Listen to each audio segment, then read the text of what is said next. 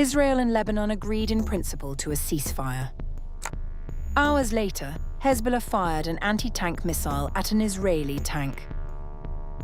A 21-year-old captain is dead. Hezbollah's Secretary General called the ceasefire terms surrender. Iran warned that its missiles are ready and its hand is on the trigger. The agreement is 1 day old, and it's already falling apart.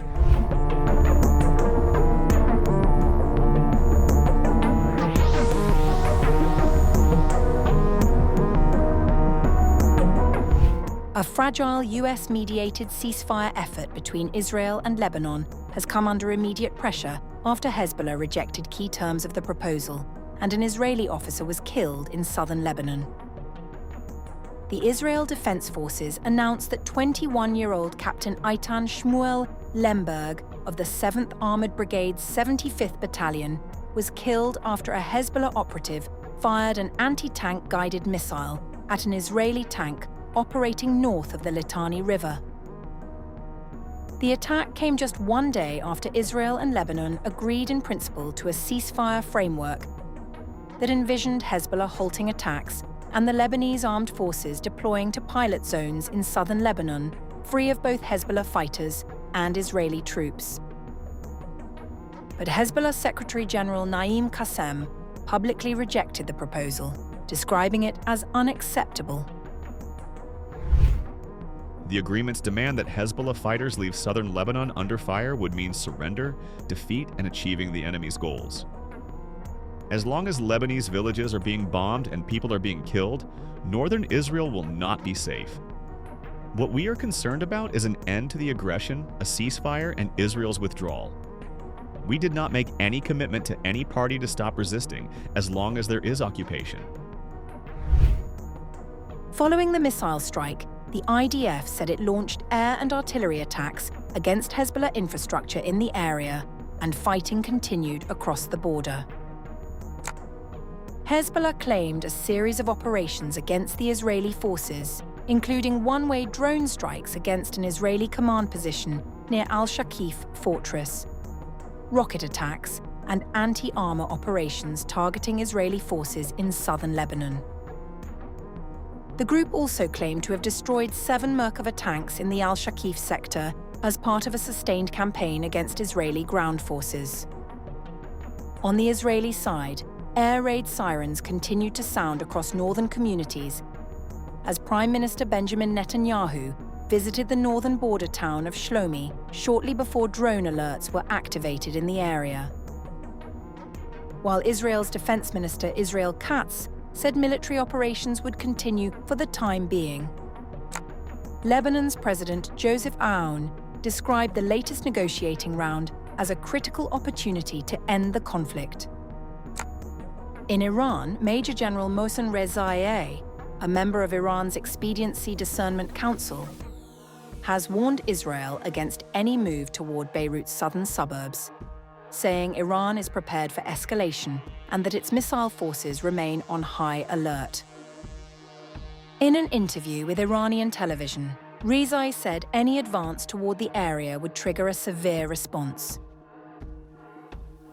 It would have been enough for the enemy to take any step towards the southern suburbs for us to turn the north of the occupied territories into hell. All the missiles were ready, and Iran's hand is still on the trigger. Israeli occupation must withdraw from Lebanon quickly. The developments underscore the uncertainty surrounding the ceasefire effort, with diplomacy advancing on one track while active combat continues on another, raising fresh questions about whether the proposed agreement can survive its first major test. Hezbollah's drones are becoming deadlier. Israel is searching for new ways to stop them. Now, a surprising recruit has joined the battlefield, specially trained dogs that may detect incoming drones before humans can. Could man's best friend become the next weapon in the fight against aerial threats?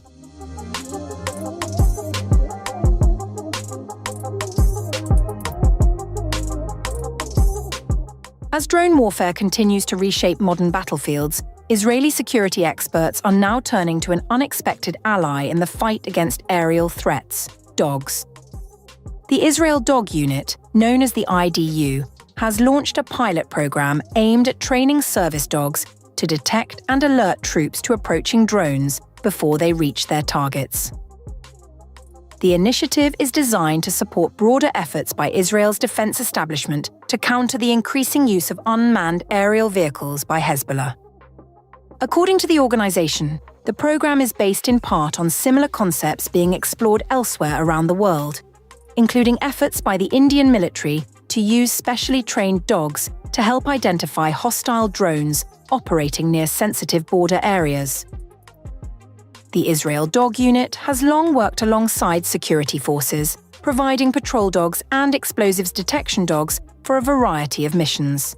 Now, trainers are attempting to determine whether dogs can also serve as an early warning system against aerial threats. IDU Director Yekutiel Ben Yaakov said, "The organisation hopes the program will provide an additional layer of protection for both soldiers and civilians." He explained that the unit has assisted security forces with patrol and explosives detection dogs for many years and is now examining whether specially trained drone detection dogs can help provide earlier warning against incoming threats. He added that if the program succeeds in preventing casualties, it would represent a significant achievement.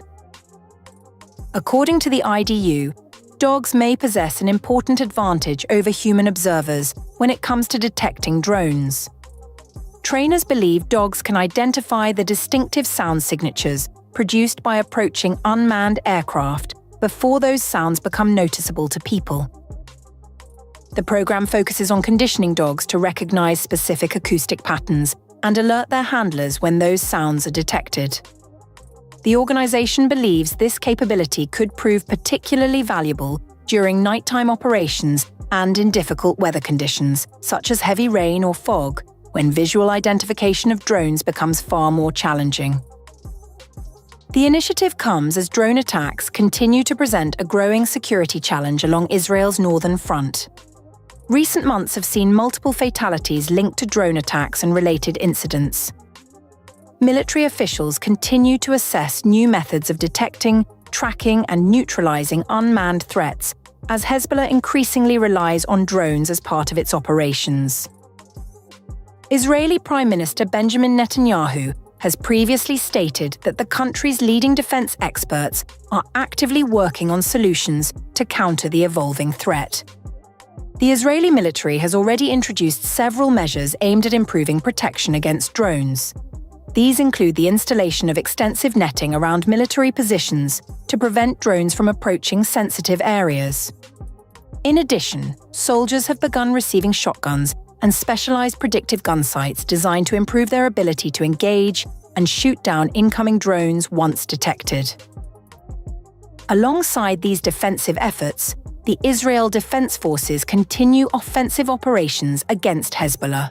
Military activity has expanded northwards to the Zaharani River in Lebanon, significantly beyond the Litani River, which had previously served as the northern boundary of the conflict zone.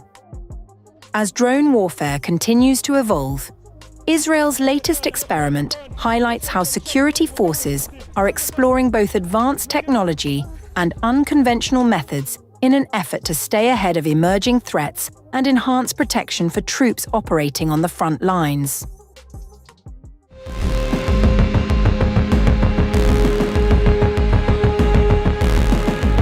Hezbollah says it has expanded its operations against Israeli forces in southern Lebanon, releasing a series of battlefield claims and combat footage, while Israeli media and military sources acknowledge growing concerns over the group's evolving drone warfare capabilities.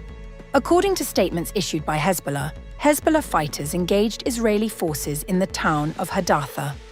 On June 2nd, Hezbollah announced a string of FPV drone operations around Zotar al-Sharqiyah.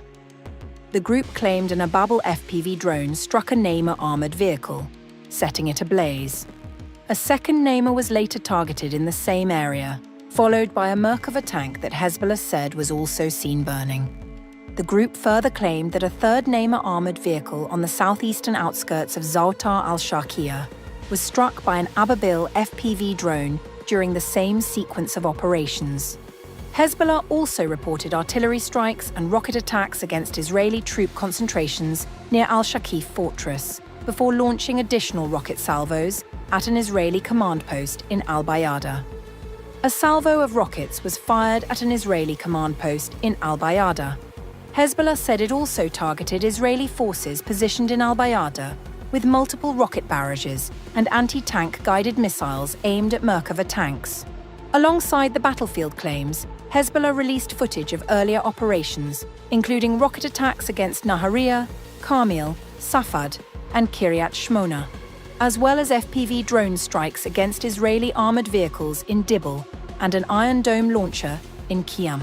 Meanwhile, Israeli media reported air raid sirens across northern Israel, including Safad, Kiryat Shmona, Hanita, Shlomi, and Nahariya, amid suspected drone infiltrations.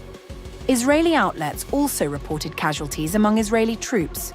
According to Israeli media reports cited in the coverage, 8 Israeli soldiers were wounded by an explosive-laden drone in southern Lebanon, while I-24 News later reported 4 soldiers wounded in a separate Hezbollah FPV drone attack. The Israeli Health Ministry reported that 26 new casualties were admitted to hospitals. The ministry said injuries on the northern front since the Lebanon ceasefire have now reached 1,066, while total casualties recorded since the start of the US-Israeli war against Iran stand at 8,167. The battlefield developments come as major Israeli and international outlets increasingly highlight Hezbollah's drone capabilities. International observers are also questioning Israel's strategy. Former Israeli security official Orna Mizrahi acknowledged that Hezbollah's FPV drones had come as a genuine surprise. In Israel, they looked at it as a toy. Michael Koplow of the Israel Policy Forum described the current approach as a political imperative in search of a strategy. Meanwhile, former Israeli Prime Minister Ehud Barak, writing in Ma'ariv, argued that Prime Minister Benjamin Netanyahu's objective of completely eliminating Hezbollah is, in his words, completely impractical, while warning that the Israeli military is exhausted to the extreme. As drone attacks, rocket fire, and cross-border operations continue despite ceasefire arrangements, the fighting along the Lebanon-Israel frontier increasingly appears to be evolving into a prolonged war of attrition, with unmanned systems becoming one of the conflict's defining weapons.